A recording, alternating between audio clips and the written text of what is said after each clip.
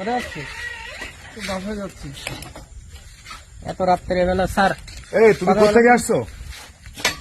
হ্যাঁ, টাউনের থেকে আইছি। তোমার সাইড থাকো তো। হ্যাঁ, টাউনের নাম কি থেকে- তোমার? আমার নাম জনি। জনি। জি।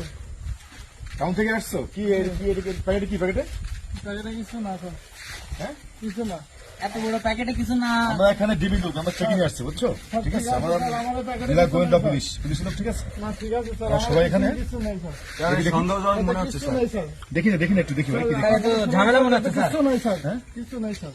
কিছু নাই। জি না, আমি স্যার। চকমকের আমি কি অবস্থা সমস্যা? স্যার, আমি খুব গরিব মানুষ স্যার। গরিব মানুষ তো বুঝতে পারছি, গরিব না তো কি ভ্যান্স নাই কেউ?